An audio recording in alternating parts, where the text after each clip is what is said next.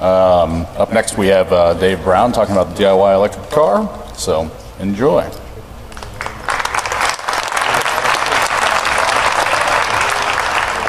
Alrighty, thanks for coming out. I'll try and go through this first part pretty quick since we're a little behind. My name is Dave Brown. I go under the name RegEdit on the DC forums or Volkswagen at live.com if you have any questions after the con. Be sure to download the latest copy of the presentation from the website after it's up. A little background about me. I have 8 years experience in IT, 3 years in IT security, and I've been doing electronics and other stuff for 12 years. A few projects I've done. My first big thing was First Robotics. I was the programming and electronics guy, and I like to build all kinds of stuff. Usually I'm working in the garage when I have spare time. So I'm just going to cover real quick over the history of EVs, some acronyms, the pros and cons, what you can use them for, the parts you need, the layout, some open source hardware stuff, and tools and the steps to actually do it. So EVs have been around for a long time. They're not something new. They've been around for about 150 years. They're just now starting to make a comeback. Originally, electricity was really expensive. People didn't have it in their homes. And once oil was struck, it was a lot cheaper to drive gas cars. So there have been a few events in history that have caused EVs to have surges. There was a OPEC oil embargo that made all the manufacturers start making cars. And then also in California, whenever they pass CARB mandates, that gets people interested also. And then recently we have the Tesla and Nissan Leaf and the iMEV and a few others that are hitting the market now. Primarily this is because of advances in smartphone batteries. They've really driven the battery technology so that it really makes an electric car feasible. So some acronyms you need to know. I'm sure you know amps, volts, amp hours is how you measure a battery capacity. Watts and watt hours is how much power you're getting out of that battery. Your watt hour per mile is how much power you need to go somewhere. Miles per gallon equivalent, and that's how you can compare it to a gas car. A BEV, battery electric vehicle, usually we just call it an EV. NEV, neighborhood EV, those are short range vehicles or low speed vehicles. And there's plug-in hybrids, that means it runs on gas, but you can also plug it in so you don't have to use gas. Then extended range EV and range extended EV are just weird things that GM made up because they didn't want to call it a hybrid. Okay, so EV pros. The best things about it is they're less complex, less maintenance, they're more efficient, they last longer, it's more sustainable because you're using electricity that can be generated in dozens of different ways. So this leads to energy independence. A lot of people that drive electric cars also have solar panels on their house, so they're completely self-sustained there. Also, national security. If everyone was driving electric cars, we wouldn't need any oil from the Middle East. We could just do everything right here at home. And of course, there are environmental reasons too. This is a picture of an electric motor, the heart of an electric car.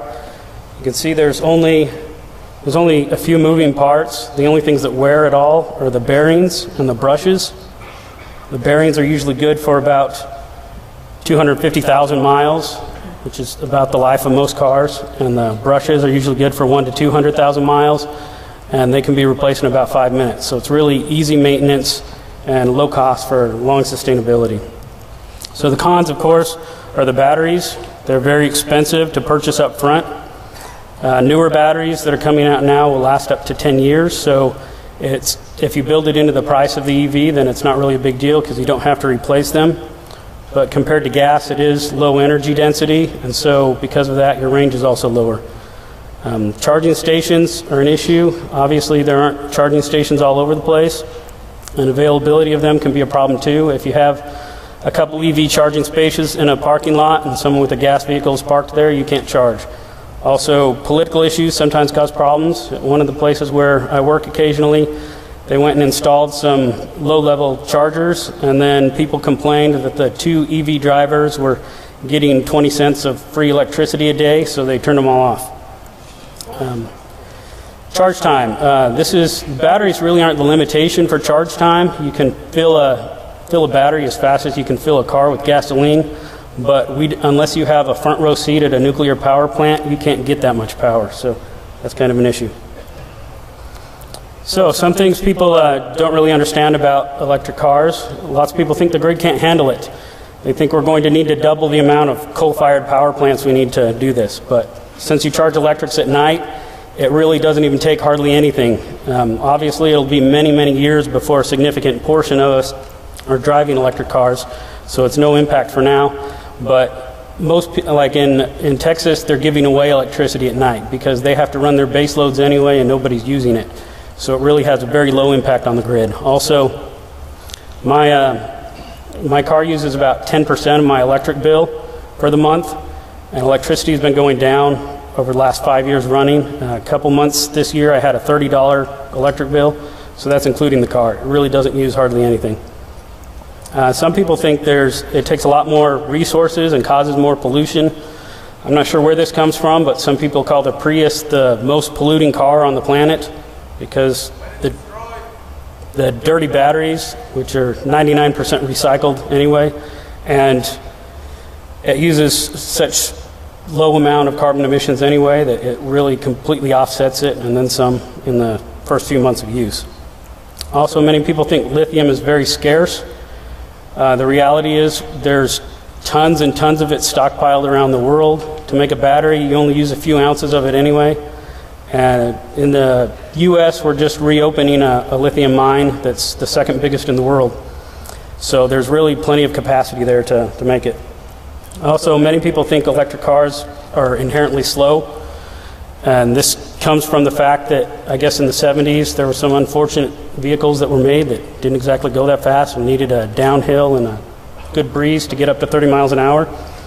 But really, there isn't much limitation on the speed that you can use. And the first car to ever hit 60 miles an hour was an electric car, so they can certainly do it. And here's a little clip I just wanted to show.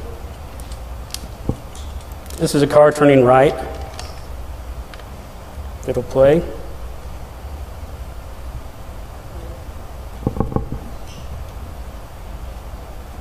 I guess not. Oh well. Anyway, it's just a funny clip because the dude just does a UE right in the intersection and takes off. So EV uses, there's lots of different things people use them for. One popular is neighborhood electric vehicles. There's business that's starting to use them a lot. They're used in racing, and my favorite, commuting. Neighborhood electrics, everyone's familiar with golf carts. Also, they're very popular for security and maintenance vehicles because they're quieter and there's no emissions, things like that. People use them for grocery getters, just running errands around town. This is because to have a low-speed car, it's very cheap to build, and there's often cheaper maintenance. You sometimes don't have to do registration, you don't have to have your safety and emissions inspections, lots of things like that, because it depends on the state, but they can be a lot cheaper to operate. Businesses like them because if you're putting a lot of miles on a vehicle, it'll pay for itself really quick. Also, the best way to make an EV pay for itself is to maximize everything you have. If you buy a Tesla Roadster and you drive it 10 miles a day, obviously it's not going to pay for itself. But if you're using the full range constantly, then it will make a big difference quick. Also, because the electric motors take pretty much no maintenance, it's really great for fleet vehicles. Racing, people love them there too. You have peak torque from 0 RPM and a wide power band, so you don't have to shift much. With my car, it's a manual transmission, but I never shift it. I just leave it in second, and I can do 0 to 45, no problem in second. And if I want to shift into third or fourth, then I can do up to 70. So my favorite use is commuting. 80% of the U.S. commutes are under 40 miles. So really, for the vast majority of people, a pretty cheap EV can take care of things. You're not using any power when you're sitting at a light, or if you're waiting for a train or whatever, stop and go traffic, you're not using anything. Compared to gas, it costs less than 2 cents per mile compared to your 10 to 30 cents for a gas vehicle. Also, you have very high mileage, which is measured in MPGE. So for your MPGE, there's two ways to calculate that. Well, two proper ways. There's some others that the OEMs come up with. The first way is the empirical way, which is just using the energy equivalency. And based on that, my car gets 120 MPGE. The other way to do it is to compare it with the price of gas and the price of electricity. So based on the average in my state right now, I get 150 on that. A month ago, it was over 200 compared to gas. So this is my car. It's a 74 Volkswagen Beetle.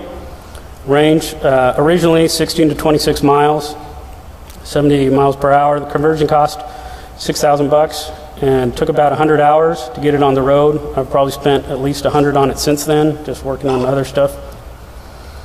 Here's a list of parts. I don't expect you to be able to read all of them from here, but it's on the slides just so you can refer to it if you're interested. The big things, of course, are the donor vehicle, the motor and your controller, your shaft coupler and adapter plate, batteries, charger, and then you have contactors that are big relays and a bunch of other little things. I'll talk about the big ones here. Here's the EV layout. You've got your traction battery pack is what you call the battery that really moves the vehicle. You also have a 12-volt accessory battery. And then you've got your motor. You have motor controller, throttle, a bunch of fuses all over the place just for safety, and it's a charger. So with many projects, you have a time to money trade-off. So conversion kits are one way to cut down on the time if you have extra money. Obviously, if you have loads of money and no time, you can just go buy a Tesla Roadster or a Nissan Leaf, whatever. There's also the option to have a vehicle converted for you. There are a bunch of shops that do it, probably about 100 around the nation. Most of them are real low volume, but there are a few that have done several hundred vehicles. Conversion kits in general can make things easier for you, but I prefer to just use them as a checklist. You can usually get the parts cheaper by shopping around. So if you take a list and at least all the big ticket items, shop around, see what the best price you can get is, that's the way to go. So your motor, adapter plate, and shaft coupler, you have to connect your motor to your transmission somehow. So for something like a Volkswagen Beetle, it's really easy. There's only 4 bolts that connect your transmission to your engine. So you just have to get those bolts off and then hook up the new ones. This is what my original shaft coupler looked like. It's basically part of an old clutch disc that gets welded onto a coupler that goes onto the electric motor. After a couple thousand miles, the teeth on mine got worn off, so I had to replace it with one of these springy types. They're supposed to be a lot better and last better. My motor is pretty small. It's about the smallest you can use for a road-going vehicle, but it's good enough for a bug.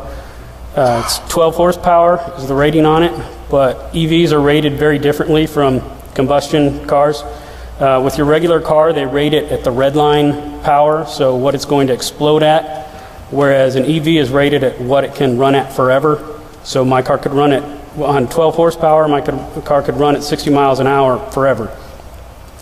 It peaks at about 60 horsepower, running at 120 volts, and you can bump the voltage up if you want, and you can run more amps through it if you want also, if you blow some extra air through it to cool it off better. That's really the limit on the power that an electric motor has, is just the heating. You have to keep that under control.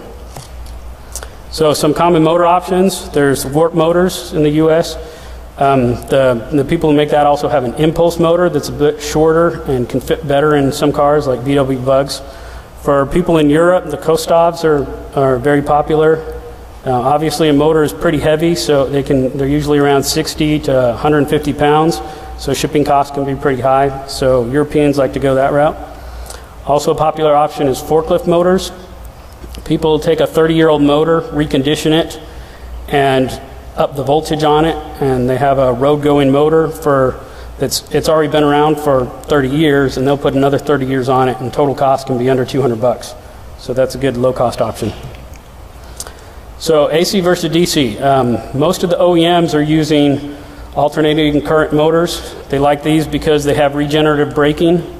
Regenerative braking is very popular, but it's not really all it's cracked up to be. It only gives you about 10 to 30% of your energy back, but AC costs a lot more. So your typical motor with AC, your motor controller combo will be about $5,000, whereas for a DC, it'll be around $2,000 or $3,000. And most of what you get for regen, you could get anyway if you just drove smarter. If you drive like a Jackrabbit, then regen will help you out a lot.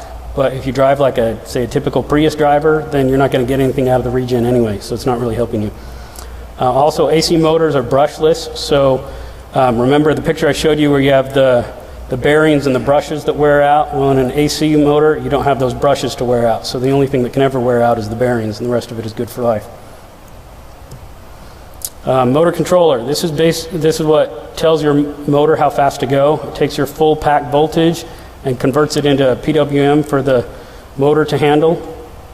I'm running a Curtis 1221C, and pretty much all at least DC motor controllers need some extra cooling on them, so that's why it has a heat sink on it. If you need extra cooling beyond that, you can throw a fan on the heat sink as well, but I didn't need that at all. Here's some different motor control options. The Solitons are considered the top of the line. They have several different options. They've got a Junior. This one's a Soliton 1. They have a new thing called the Shiva Destroyer that's pretty much designed for racing vehicles and can push over a megawatt of power. The Zillas are also pretty high power. I'm running a Curtis. This is a picture of an AC Curtis. And one thing that's very popular now is the Open Revolt, which is an open source controller. Chargers, there's tons of chargers all over the place. I'm using a quick charger. It's not really that quick, but it works great for overnight. On my battery pack, to begin with, I started out with 10 marine deep cycle batteries. These are not recommended for EV use, but I wanted to use them because I only needed 10 as opposed to 15 using golf cart batteries. And that way it keeps my weight down also. So with this pack it was 600 pounds instead of the 900 that would be with full golf carts. So I started out with these, plus they had a great warranty, so when I drove them into the ground I could replace them for pretty cheap. It's 15 kilowatt hour pack total, running at 120 volts. To figure out how much battery power you need, here's the calculations. Basically you take the range that you need, times it by your watt hours per mile. To figure out your watt hours per mile, you can look and see what other people are using, how much power they're getting, or you can take an estimate where basically you take the weight of the car, divide it by 10, and that's about what your watt hours per mile will be. You divide it by 50% in depth of discharge for a lead acid battery. Even deep cycle batteries don't like to be cycled that deeply, so you don't really want to go beyond 50% on a regular basis if you want the batteries to last long. And there's something called the Puchert effect. Every battery has a sticker rating. And that sticker rating is if you take 20 hours to drain that battery, that's how much power you get out of it. Obviously in a car, you're not going to spend 20 hours draining the battery. You're draining in about 1 hour, maybe half an hour, so you can't get nearly as much. Usually it's somewhere between 70 or 60%, so we throw that in there. So for mine it works out, it gives me a 15-mile range. That's my nominal range. You can use 80% for the depth of discharge for an occasional thing if you need more than that. So that's why mine has a range of 15 to 26, depending on how far I take the batteries. So for lithium batteries, you don't have that Puchert effect, so you can use a lot more of the batteries. Also, you can discharge them down to 70 or 80% without hurting the batteries, so you can get a lot more out of them. So battery options, lead acid has historically been the go-to option. Even 100 years ago, the presidential limo got 80 miles off lead acid batteries. The vehicles that were made back in the 70s and again in the 90s mostly ran on lead acid batteries, and many of these batteries were still good today, but the OEMs usually patent squat or buy out companies and make them disappear, so you're not allowed to use most of those. So everyone just uses golf cart batteries for the most part. Because they're designed for traction uses, they'll last lots longer than the marine deep cycles that I used. They last about 500 to 700 cycles, which is 200 to 300 years. Depending on your usage, some people manage to get 5 to 7 years out of them. But lithium batteries have gotten so much better in recent years that there's really no reason to be using lead unless you're just really, the option is lead or no EV. That's the only case you'd want to use lead. Otherwise, you should just go lithium.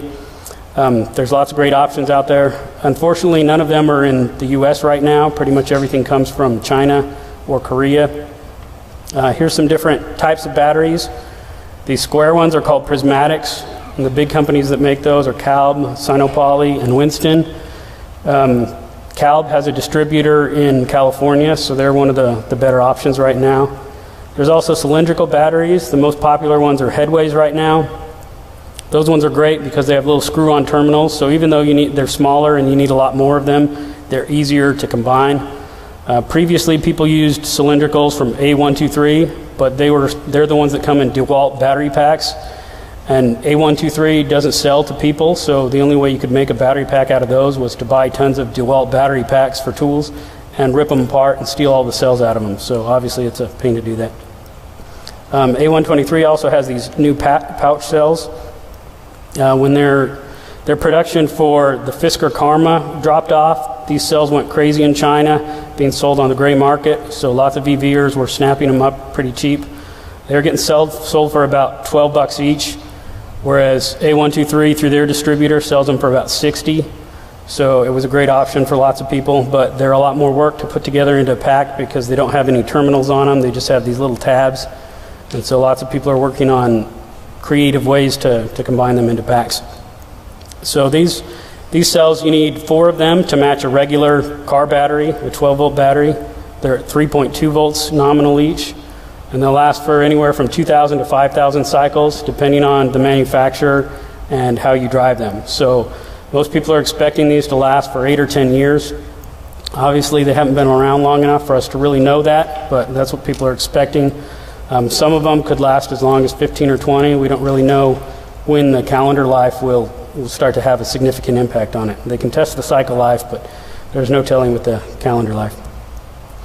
So your lead versus lithium, obviously lead is cheaper up front. They're less sensitive because a flooded lead battery, you can't overcharge. All it does is turn into a fuel cell once it's full.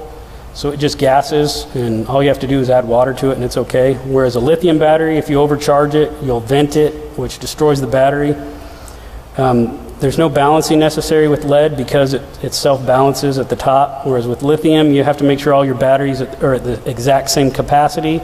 Otherwise, one of them will go over before others get fully charged.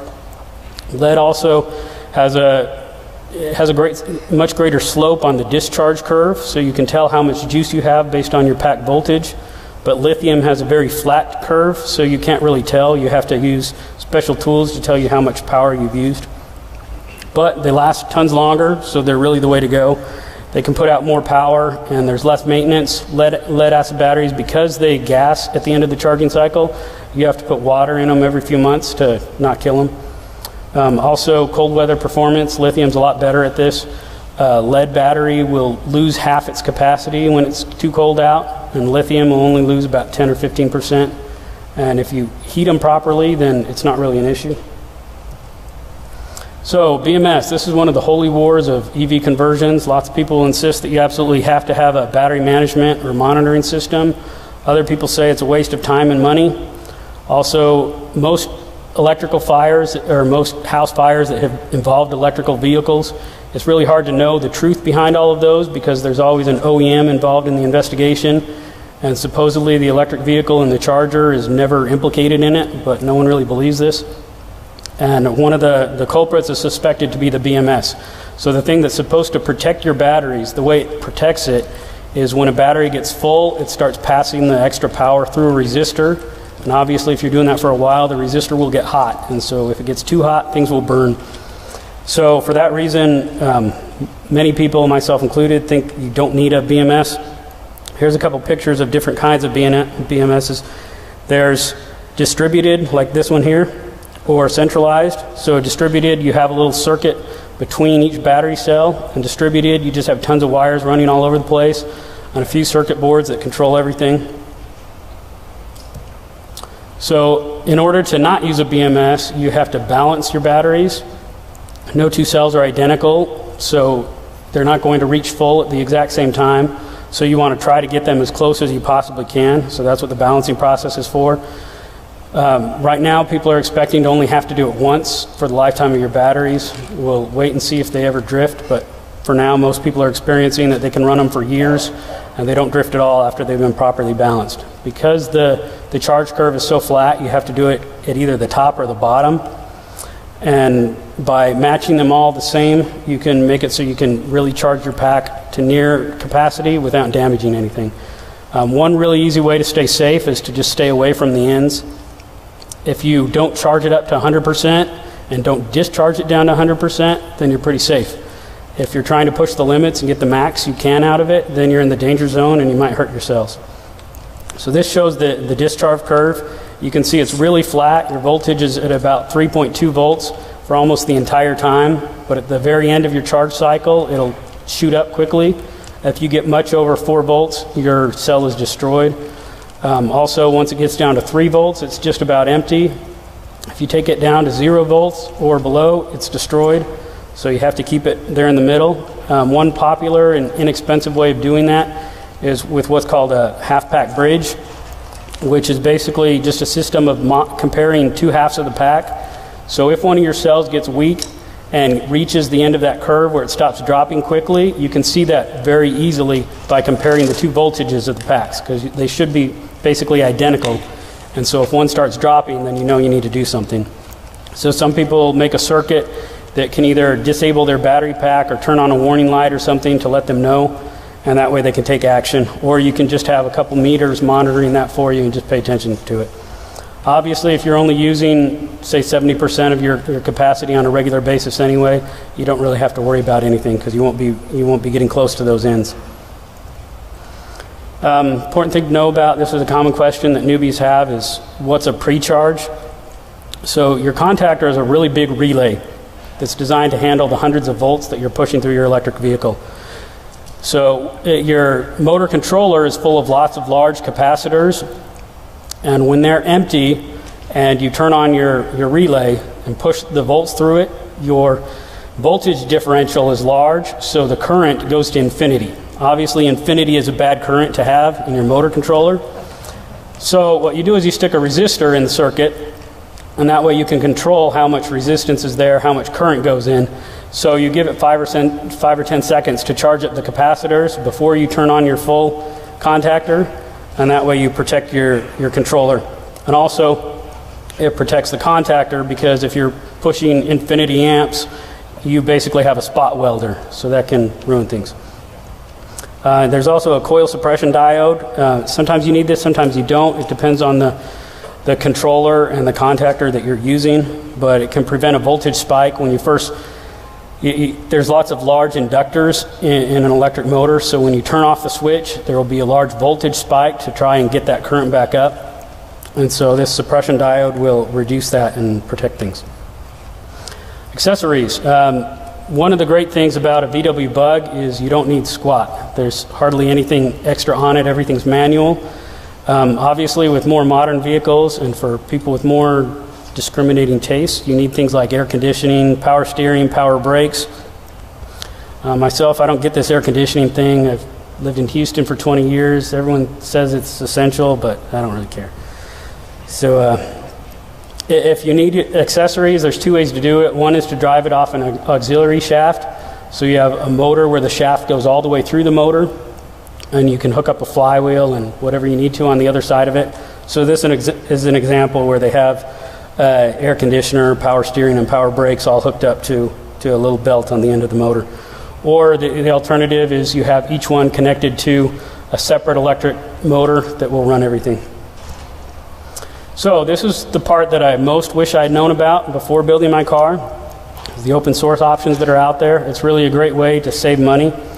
There's some great plans out there for motor controllers, for chargers, for different instrumentation, and for lots of the other little miscellaneous things that an electric car needs. Things like those BMS circuits, your pre-charge circuits, all kinds of other things. There's lots of stuff, lots of work people have done and shared. Here's just a picture of a kit that you can get to build a charger. So Open Revolt is one of the most popular projects.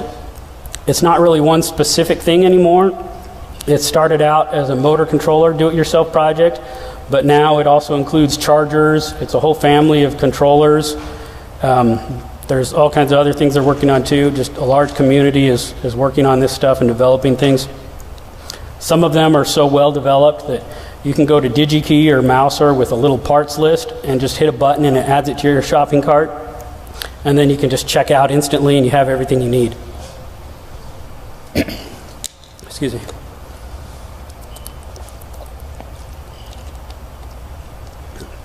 So they started out with DC motor controllers. They're also working on AC options. So there's all kinds of great stuff you can do there. Plus, it's just really cool to mess with all that electronics. And the best thing about having a do-it-yourself controller is everything's customizable. So with my car, I have a 120-volt charger. I have a 120-volt controller. If I want to upgrade to 144 volts, I have to replace both of those. With the do-it-yourself, you can just change a couple lines of code and you're running it something different as long as your components can handle it. So it's real easy to upgrade it within a certain range. And even if you want to upgrade it outside of that range, usually all you have to do is replace the capacitors or something like that. So this is an open source charger that some guys are working on. A bunch of people have built these, but it's a continuing developing process. These are for, this specific one is for a very high power cars. They're running at like 500 volts and thousands of amps. So this is basically a $3,000 controller that you can build for around 800 bucks. And then some of the other options out there, obviously you can be cheaper for less performance. EV dashboard. There's a number of different projects out there to do this stuff. It's really cool. It puts the OEMs to shame with what you can do. There's Android apps out there. There's stuff in the the App Store. And they have cool things where you can pick every gauge you want. You can move them around. You can resize them. You can do anything you want to. Some of the motor controllers will connect to Ethernet, so you can hook it up to a wireless router and just send everything directly to, an iPad or any Android tablet or other small device, and they can pick up your signal straight off there, or some of them run off of Bluetooth, so you don't even have to route any wires anywhere. You can just run everything wireless and have it control everything for you. So this big list of EV conversion tools that you need. Obviously, I don't expect you to read everything there. One of the important things that I wish I'd done differently was get a high clearance trolley jack. I spent a lot of time moving my jack back and forth to get the car high enough to get the engine out, and also working on things. Because it's an old car, I'm always having to work on the mechanicals. So if you have a good jack, that helps. Also, all your tools, you should put some insulation around the handles. You don't want to be using a tool and have it smack against a battery and short things out, because then you've created a welder that you're holding. So I, of course, didn't bother to do that until I had my first high voltage event, and then I went and did it. So, conversion steps. First of all, you want to build your requirements, explore the possibilities, find a donor car, get out all your old internal combustion engine stuff and eliminate waste, and then install all your EV stuff, and we'll talk about those. So, requirements. First thing, you figure out why you want to do this. If you're wanting to build a car for, say, the environment, you probably don't need a high-performance race car. You're probably interested in efficiency and conservation, things like that. You want to maximize your utility in order to get the most out of it. Just like with the example, you don't want a car that does 250 miles if you're only going to use 20. How far do you really need to go? How fast do you need to go? What's your budget? What are your skills? And then you need to do a reality check. There's lots of people that say, okay, I want an electric car. I need a 100-mile range. It needs to do 70 miles an hour for that entire 100 miles, and I have $10,000. Not going to happen. Your batteries are going to cost more than that. So you have to make sure you manage your expectations and really build to what you need. Lots of people say that they only need a 10-mile range, but they want a car that does 100. It's like, well, why? Why are you going to spend $20,000 to do that if all you need is 10 miles? Keep it legal. Make sure you know the rules in your country and your state before you get started. Especially in Europe, they have really strict requirements. They have ridiculous things like your car's not allowed to have more power than it did originally, so lots of people don't like that. Also, in the U.S., different states will have some strange requirements. Many states make it very difficult for an electric car to pass an emissions test, even though it's zero emissions. Because the car's CPU isn't telling them there's zero emissions, they don't believe it. Some states require you to have a tailpipe to verify that there's zero emissions. So I've heard stories of people having to either use a clamp or some duct tape to stick a tailpipe on their bumper and say, here, hook your machine up. And that's how they get it legal. In Texas, they don't even know what the heck an electric car is. They don't believe you can possibly convert it. Their systems can't handle that. So on your title and your registration, the motor type, even though it's a field there, it's read-only, so you can't change it. Sometimes that might be a good thing, though, because lots of congressmen think they need to track electric vehicles. There have been a number of states that have tried to pass bills requiring GPS for all EV conversions so that they can tax you properly. They're very concerned that the couple thousand electric vehicles on the roads aren't paying their fair share right now. So they want to set up these $1 million red tape systems so that they can collect a couple $100 of taxes. So make sure you know what the rules are in your area so that you can not run into issues when you get done. So explore the possibilities. EV Album is a really great place to look around and see what people are doing with cars. If you have a type of car in mind, you can search for that. If you have a type of component in mind, say there's a motor you like or a controller you like, you can look and see what people are doing with that stuff. Also, lots of people have their contact info here. Obviously, most of us that drive electric cars, we don't mind talking about them. So we'll post our contact information and you can ask us questions. We'll be happy to answer. So you can search the album and find the car that you want and find out what are reasonable expectations for that car. What kind of power does it use? What does it require? How hard was it? Were there any snags in the build process? It's all great stuff that you can find from people who've already done it. So first you need to find a donor. The most important thing is your car has to be fun to drive. You're going to put a ton of time and money into this, so it needs to be something that you really like. A lot of people just want to take some car that someone gave them for free, or they find something for a couple $100 on Craigslist and they say, hey, I want to do this. Well, you're going to be sinking thousands of dollars into this, so why is the most important part the thing that you're wanting to cheap out on?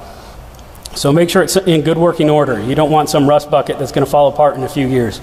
Your EV components should last decades, so you want to make sure that the car is pretty good too. Aerodynamic. Depending on what you're doing, if you're doing long distance, high mileage, you're going to want an aerodynamic car. For short range, low speed, something like a VW Bug is fine because it doesn't matter if you're a brick. It doesn't even matter until you get over 30 miles an hour, and it's still not even much at 45. Lightweight. If it's a short distance car, your weight is a big factor. It doesn't matter so much if you're on the highway, because once you get moving, you don't have to do it again. Stop and go driving, though, takes a lot of power if you're really heavy. Also, cargo space. If you need long range, you're going to need space and weight capacity for all those batteries. So first step, de-ice. Important thing, you want to pull out the engine before you do that. See if you can find a buyer for it. Sometimes they'll even help you get the engine out, and it's a lot easier to sell it if they can see it running. So you'll pull the motor out, drain and remove your gas tank, your radiator, all that other junk you don't need. Eliminate waste.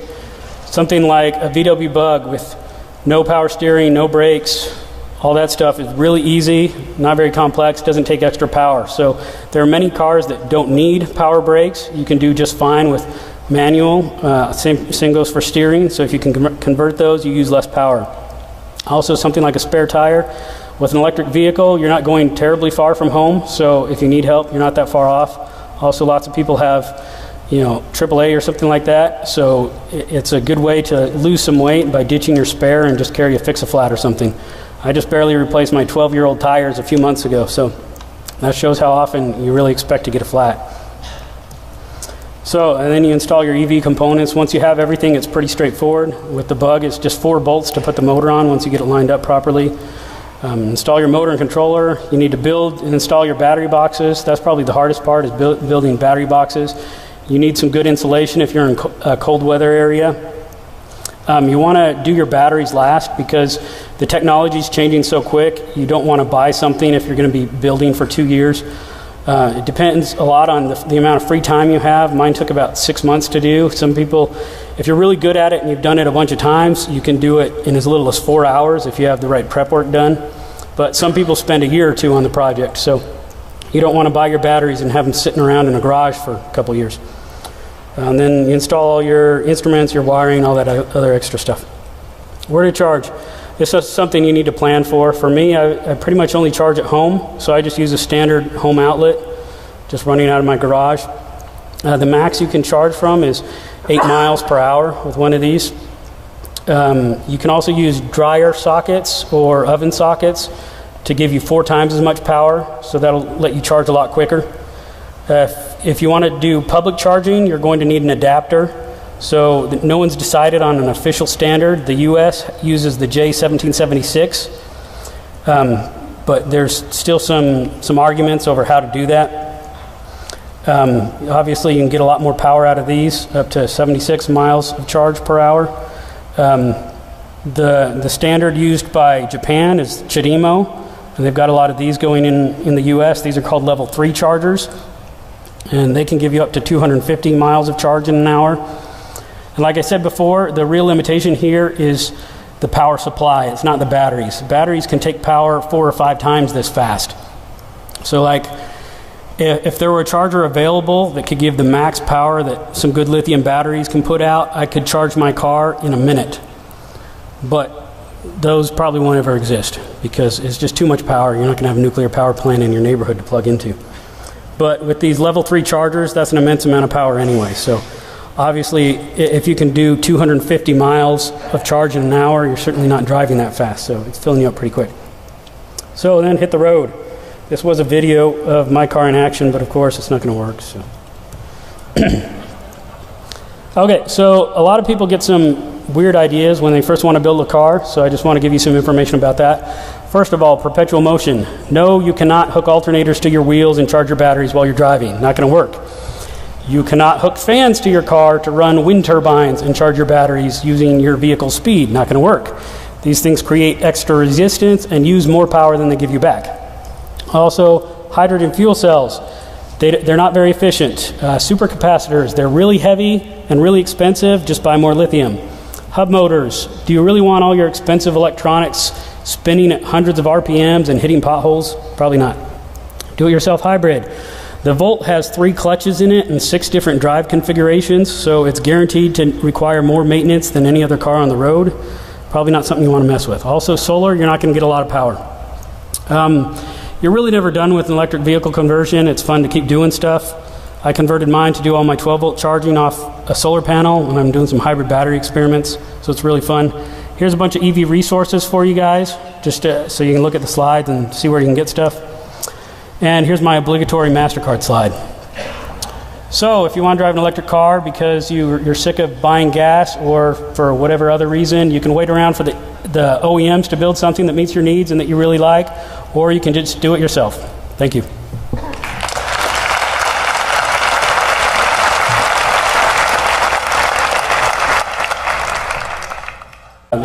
Batteries really aren't the limitation for charge time. You can fill a battery as fast as you can fill a car with gasoline, but unless you have a front row seat at a nuclear power plant, you can't get that much power, so that's kind of an issue. So some things people don't really understand about electric cars. Lots of people think the grid can't handle it. They think we're going to need to double the amount of coal-fired power plants we need to do this, but since you charge electrics at night, it really doesn't even take hardly anything. Obviously, it'll be many, many years before a significant portion of us are driving electric cars, so it's no impact for now. But most people, like in Texas, they're giving away electricity at night because they have to run their base loads anyway and nobody's using it. So it really has a very low impact on the grid. Also, my car uses about 10% of my electric bill for the month, and electricity has been going down over the last 5 years running. A couple months this year, I had a $30 electric bill, so that's including the car. It really doesn't use hardly anything. Some people think it takes a lot more resources and causes more pollution. I'm not sure. The bearings are usually good for about 250,000 miles, which is about the life of most cars, and the brushes are usually good for 100,000 to 200,000 miles, and they can be replaced in about 5 minutes. So it's really easy maintenance and low cost for long sustainability. So the cons, of course, are the batteries. They're very expensive to purchase up front. Newer batteries that are coming out now will last up to 10 years, so if you build it into the price of the EV, then it's not really a big deal because you don't have to replace them. But compared to gas, it is low energy density, and so because of that, your range is also lower.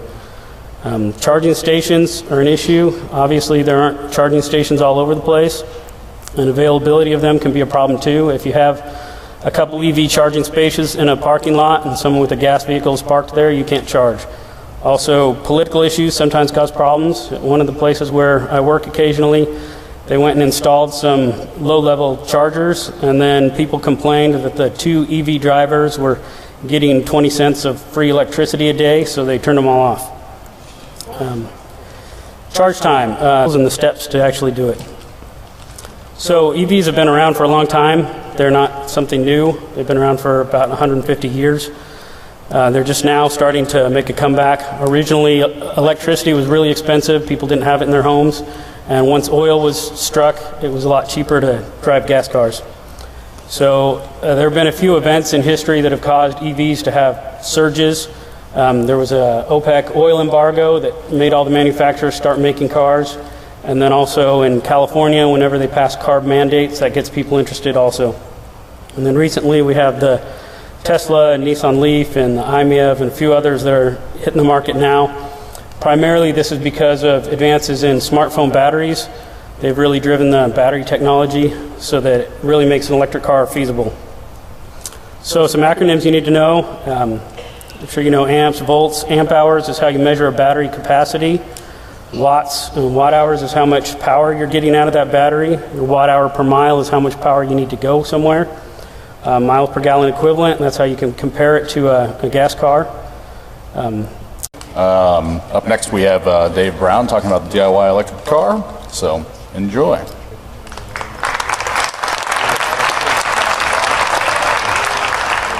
Alrighty, thanks for coming out. I'll try and go through this first part pretty quick since we're a little behind. My name is Dave Brown. I go under the name RegEdit on the DC forums or Volkswagen at live.com if you have any questions after the con. Be sure to download the latest copy of the presentation from the website after it's up. A little background about me. I have 8 years experience in IT, 3 years in IT security, and I've been doing electronics and other stuff for 12 years. A few projects I've done. My first big thing was FIRST Robotics. I was the programming and electronics guy, and I like to build all kinds of stuff. Usually I'm working in the garage when I have spare time. So I'm just going to cover real quick over the history of EVs, some acronyms, pros and cons, what you can use them for, the parts you need, the layout, some open source hardware stuff and tools. A BEV, battery electric vehicle, usually we just call it an EV. NEV, neighborhood EV, those are short range vehicles or low speed vehicles. And there's plug-in hybrids, that means it runs on gas, but you can also plug it in so you don't have to use gas. Then extended range EV and range extended EV are just weird things that GM made up because they didn't want to call it a hybrid. Okay, so EV pros. The best things about it is they're less complex, less maintenance, they're more efficient, they last longer. It's more sustainable because you're using electricity that can be generated in dozens of different ways. So this leads to energy independence. A lot of people that drive electric cars also have solar panels on their house, so they're completely self-sustained there. Also, national security. If everyone was driving electric cars, we wouldn't need any oil from the Middle East. We could just do everything right here at home. And of course, there are environmental reasons too. This is a picture of an electric motor, the heart of an electric car.